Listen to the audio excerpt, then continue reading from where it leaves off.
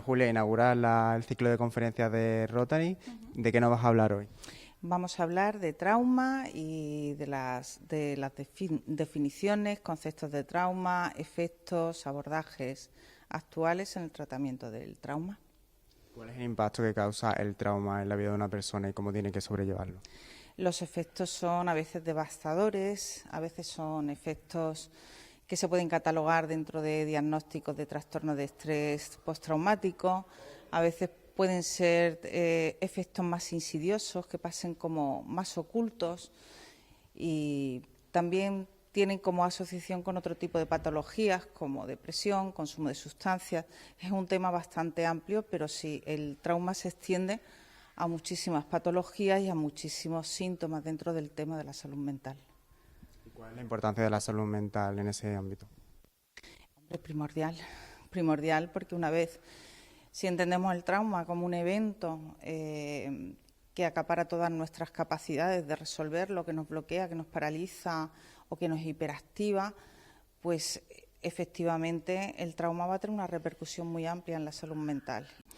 Pues normalmente los traumas no son motivo de consulta hasta que no desembocan en trastornos como ansiedad generalizada, en trastornos de depresión, consumo de sustancias o generan mucho malestar en las personas. Muchas veces el trauma pasa oculto, que esté oculto no quiere decir que esté desactivado, que de alguna forma siga ahí como congelado, pero la intervención o cómo tenemos que resolverlo pues depende también de las características de las personas. Hay personas que son capaces de resolver el trauma por ellos mismos y otras personas necesitan ayuda.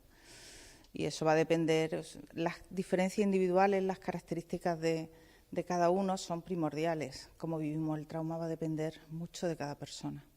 Porque hay personas que no saben a lo mejor que tienen ese trauma hasta que a lo mejor se desencadena otro evento o... Pues mira, es muy buena pregunta, porque sí, hay traumas ocultos, hay traumas que se han quedado como bloqueados, como con bastante congelados y como te he comentado antes, pero no están desactivados y a veces cualquier evento puede volver a activarlos. Y la persona reacciona pues con excesiva ansiedad o con excesivas creencias negativas ante un suceso y no entiende por qué le pasa. Es porque se ha tocado un material que está como en un terreno muy subconsciente y ha removido todo un malestar que en su día tenía ese evento asociado. No sé si te lo he resuelto. Hay personas que, por ejemplo, a lo mejor sí saben que tienen ese trauma, pero no dan el paso a acudir a consulta, ¿no? Que se lo traten. ¿Por qué crees que puede haber ese, a lo mejor, no sé si estigma o qué puede ser? Hombre, puede haber traumas que tengan una significación personal para la persona que impida que lo expresen, que lo verbalicen. Muchas veces no verbalizamos todo, hay cosas que nos crean bastante tabú o prejuicios o pensamos que se nos va a valorar de alguna forma por haber participado de alguna experiencia. Pero creo que es una buena ocasión el poderte liberar de un pasado del que muchas veces podemos ser prisioneros en el sentido de sufrir unos síntomas, unas reinterpretaciones, de asimilar unas creencias que ya pertenecen al pasado, aunque no las tengamos resueltas y colocadas en el pasado. ¿Y cómo se puede aprender a gestionar ese trauma y a superarlo? Bueno, para el abordaje del trauma, yo creo que las dos corrientes que ahora mismo más están avaladas científicamente son la corriente o el abordaje cognitivo-conductual y después un nuevo abordaje que se llama EMDR, que son las siglas de Eyes Movement, de sensibilización y reprocesamiento, que es una técnica que está avalada por la Organización Mundial de la Salud. Es relativamente reciente y se basa en los modelos del trauma. O sea, aparte de la base, que el síntoma de hoy tiene una base traumática, entonces es especial para trauma. Partiendo de eso, que ese síntoma que tú puedas presentar de tipo un cuadro ansioso, depresivo, de consumo de sustancias, no es más que una expresión o una resolución de algo que ha sido traumático y ha sido no resuelto.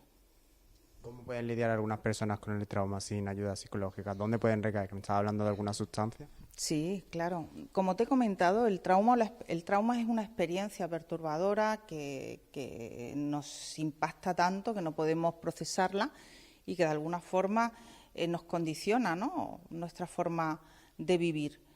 Algunas personas lo resuelven solo porque hay factores de la personalidad, de diferencias individuales de la personalidad que son protectores, hay personas muy resilientes, hay personas que saben regularse muy bien emocionalmente y otras personas no saben resolverlo.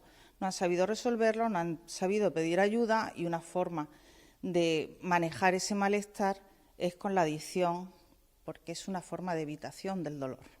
Entonces, la adicción, el alcohol.